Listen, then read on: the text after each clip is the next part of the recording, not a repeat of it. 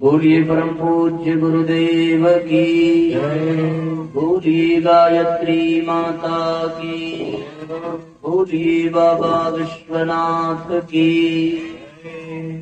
आवाज नहीं आ रही आपको? बोलिए श्रीमद् पावन प्रज्ञा पुराण की, यज्ञ भगवान की। थोड़ी और तेज आवाज निकालो। भारत माता की, भारतीय संस्कृति की, धर्म की, अधर्म का, प्राणियों में विश्व का सत्य सनातन धर्म की। नमः पार्वती पतये हर हर महादेव।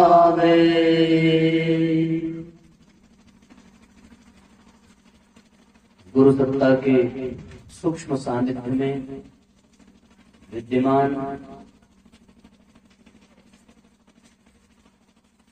शक्ति स्वरूपा माताओं, बहनों, देवतुल्य भाइयों, आत्मीय बंधुओं, श्रीमद् पावन प्रज्ञा पुराण कथा के तृतीय सत्र में हम सभी प्रवेश कर रहे हैं।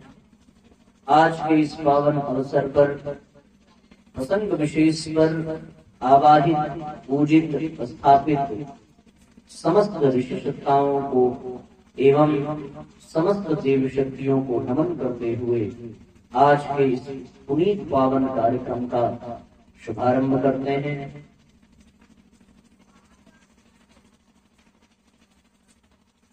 जीवन में हम सबको बड़े भाग्य से यह मनुष्य तन प्राप्त हुआ। मनुष्य योनि 84 लाख योनियों में भटकते भटकते हम सब यहाँ तक पहुंचे। विवेक चूड़ामणि में भगवान आदि शंकराचार्य जी ने लिखा है, दुर्लभम त्रयमेवैतत् देवानुग्रह हेतुकम मनुष्यत्वम मुमुक्षत्वम महापुरुष संश्रय। अर्थात इस दुनिया में 3 चीजें बड़ी दुर्लभ है। एक तो मनुष्यत्व दुर्लभ है, मनुष्य तन पाना। दूसरा मुमुक्षा, मुक्ति की इच्छा पाना बड़ा दुर्लभ है। और तीसरा है महापुरुष संश्रय, अर्थात महापुरुषों का सानिध्य पाना बड़ा दुर्लभ है। इन तीनों में हम सबने यहाँ पाया है ये मनुष्य तन और परम पूज्य गुरुदेव जैसे महापुरुष का परोक्ष सानिध्य और उनके विचारों के रूप में प्रत्यक्ष सानिध्य। साथियों, तमाम योनियों में भटकते हुए, तमाम प्रारब्ध एवं कुसंस्कारों को काटते हुए हम सभी मनुष्य योनि में पहुंच तो गए। अन्य जो योनियां हैं वो मनुष्य से नीचे की योनि है। जितने भी हैं, सबसे पहले इस दुनिया में वृक्ष आदि का निर्माण हुआ। वृक्षों के पश्चात पक्षियों का निर्माण हुआ। पक्षियों के पश्चात पशुओं का निर्माण हुआ। पशुओं के पश्चात थोड़ा और ऊपर गए तो फिर नर पिशाच, नर पशुओं का निर्माण हुआ, जो दिखने में तो मनुष्य हैं और वास्तव में वो प्रेत योनि, पिशाच योनि, भूत आदि, पलीत आदि। उससे और ऊपर उठे तब जाकर के यह जीवात्मा मनुष्य शरीर पाती है। मनुष्य से भी ऊपर उठे तो फिर आत्मा, महात्मा, देवात्मा, ऋषि आत्मा आदि बन करके व्यक्ति परमात्मा में विलीन हो जाता है। ये मनुष्य जीवन जो है ये बिल्कुल बीच की स्थिति है। परम पूज्य गुरुदेव ने अखंड ज्योति पत्रिका में लिखा है कि मानव शरीर बिल्कुल मध्य की अवस्था है। इसके नीचे पशु आदि योनियां हैं और इसके ऊपर ऋषि, संत, साधु एवं देव आदि की योनियां हैं। हम लोग बिल्कुल बीच में हैं।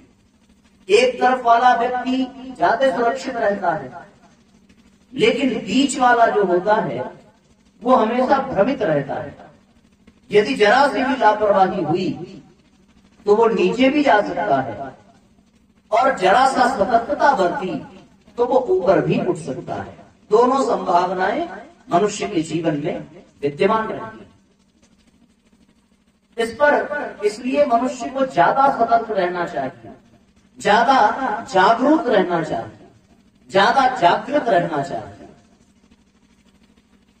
यदि लापरवाही हो और मनुष्य गिर जाने पर आवे तो वो खाई में गिरता चला जाएगा, लेकिन यदि वो पुरुषार्थ करे तो वो ऊपर पर्वत की चोटियों पर चढ़ता चला जाएगा। है तो उसकी बीच की स्थिति, एक तरफ पहाड़ है और एक तरफ खाई है। खाई में गिरे तो नीचे जाएंगे और ऊपर उठे पर्वत पर तो ऊपर उठते चले जाएंगे। यदि नीचे गिरते हैं तो नीचे की योनियों में जन्म मिलेगा, और ऊपर उठते हैं तो ऊपर की योनियों में जन्म मिलेगा। हम नीचे से उठते उठते ऊपर तक आए, और यदि यहाँ तक आकर के फिर से नीचे गिरना पड़े तो फिर ये जीवन बेकार हो जाता है। इस जीवन की सार्थकता, इस जीवन की सफलता इसी में है कि हम जिस योनि में हैं, यहाँ से इससे ऊपर की योनि में हम प्रवेश करें और अपने स्तर को और भी अधिक ऊंचा बनाएं। बालक जब छोटा होता है तो वो पहले बालक के पश्चात वो किशोर होता है, किशोर होकर फिर वो तरुण होता है। इस तरीके से उसका स्तर बढ़ता चला जाता है, उसके ज्ञान का स्तर बढ़ता है, उसके बल का स्तर बढ़ता है, उसके यश ऐश्वर्य का स्तर बढ़ता है, उसके जीवन में अर्थ का स्तर बढ़ता है, उसकी जिम्मेदारियां, उत्तरदायित्वों का स्तर बढ़ता है।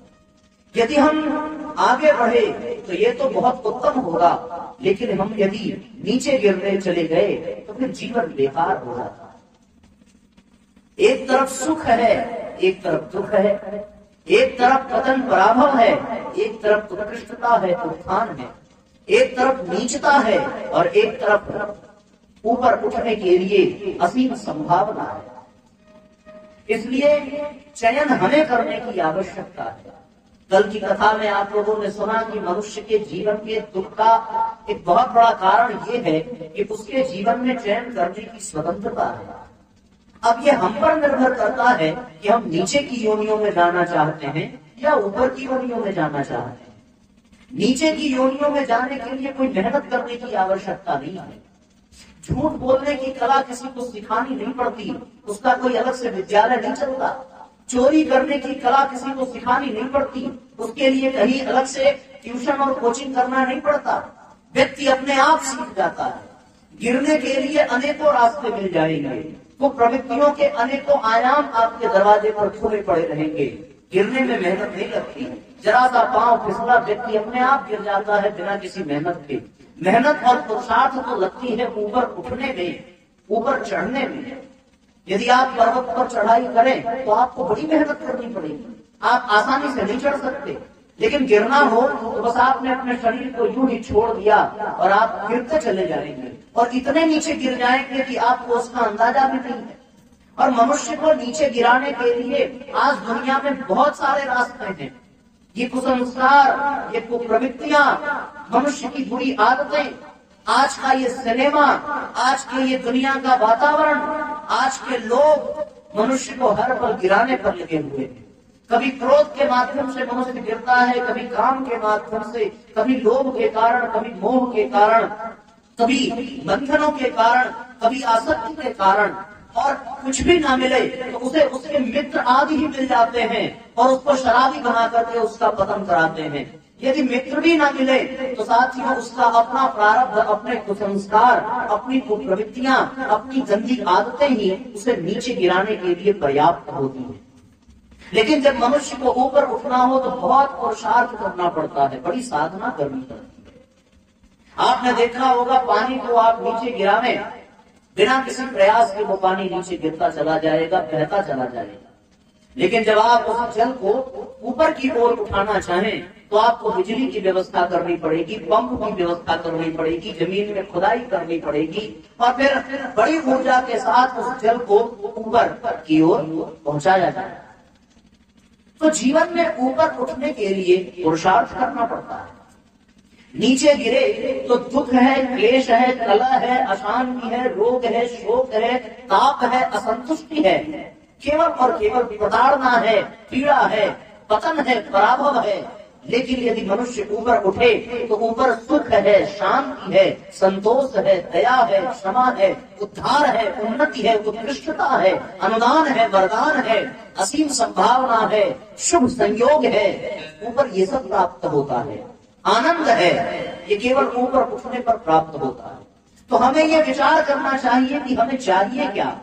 यदि हम नीचे गिरना चाहें तो हमें बहुत कुछ मिल जाएगा, लेकिन जीवन में कभी वो आनंद नहीं मिलेगा और जीवन कभी सफल नहीं होगा। हम लोगों को तो ऊपर उठना है और ऊपर उठने के लिए कुछ पुरुषार्थ करना पड़ेगा, कुछ साधना करनी पड़ेगी, कुछ तपस्या करनी पड़ेगी, कुछ मेहनत करनी पड़ेगी। जो बच्चा पढ़ने में अव्वल होता है, जिसका नंबर सबसे अधिक आता है, वो मजाक में नंबर अधिक नहीं पा जाता, उसको बड़ी मेहनत करनी पड़ती है, बहुत कुछ सीखना पड़ता है, बहुत कुछ जानना पड़ता है, बड़ा पुरुषार्थ करना पड़ता है। कुछ सीखने के लिए, आगे बढ़ने के लिए, ऊपर उठने के लिए बड़ी साधना करनी पड़ती है, कठोर परिश्रम करना पड़ता है, बड़ा अनुशासन में रहना पड़ता है, तब जाकर के व्यक्ति ऊपर उठ पाता है। तो हमें ये निर्णय करना है कि हम नीचे गिरना चाहते हैं या ऊपर उठना चाहते हैं। साथियों, जब कोई व्यक्ति सत्संग में जाता है, भजन कीर्तन में जाता है, कोई आध्यात्मिक वातावरण में जाता है, तो वो इस बात का प्रमाण है कि वो ऊपर उठना चाहता है। आप लोग यहाँ पावन पद्या पुराण कथा सुनने आए, गुरु जी के विचारों से जुड़ने आए, अपने घर के क्रियाकलापों पे, घर के सभी काम काज को निपटाकर अथवा छोड़कर समय निकाल कर यहाँ भागते हुए चले आए कि कुछ सीखने को मिल जाए, कुछ नया मिल जाए, कुछ जानने को मिल जाए। ये इस बात का प्रमाण है कि आप नीचे नहीं बल्कि ऊपर उठना चाहते हैं, आपको नीचे गिरना पसंद नहीं है। यदि नीचे गिरना ही पसंद होता तो आप अपने घर गृहस्थी नहीं, अपने जीवन को बर्बाद कर रहे होते। आपको तो ऊपर उठना है और ऊपर उठने का संकल्प आपको यहाँ खींच ले आया।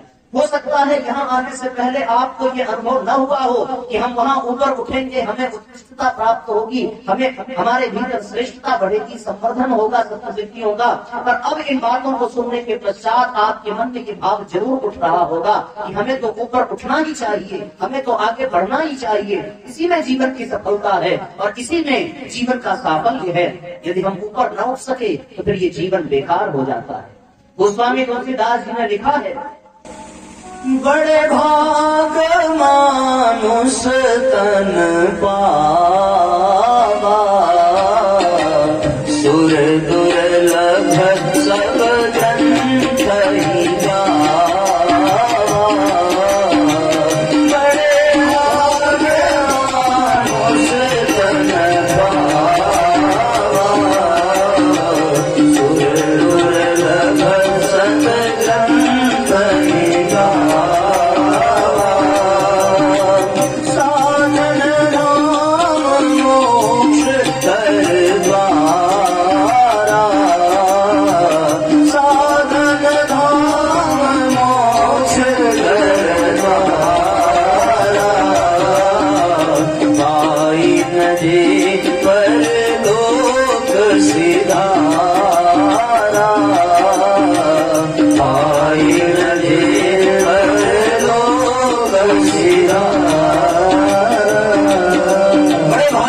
मनुष्य तन मिलता है, बड़े भाग्य से ये मानव शरीर मिलता है और इस शरीर का एक ही उद्देश्य है कि हम अपने आप को ऊपर उठा सकें, हम अपने आप को, अपने जीवन को धन्य बना सकें।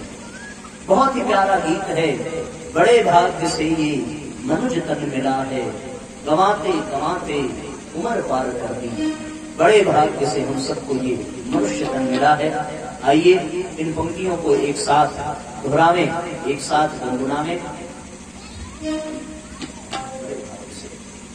बड़े भाग्य से ये मनुज तन मिला था, बड़े भाग्य से ये मनुज तन मिला था, गवाते गवाते उम्र पार कर दी, खाने कमाने में आयु गवाई, खाने कमाने में आयु गवाई, यूं ही जिंदगी हमने है भार कर दी, बड़े भाग्य से ये मनुज तन। तो फिर ये जीवन बड़े सौभाग्य से हम सबको प्राप्त होता है साथियों, और ऐसे सौभाग्यशाली क्षण को, इस जीवन को हमें नीचे गिरने की ओर नहीं भेजना है, बल्कि हमें ऊपर उठने की ओर लगाना है, और हमें आगे बढ़ने के लिए प्रयास करना है, प्रयत्न करना है, पुरुषार्थ करना है।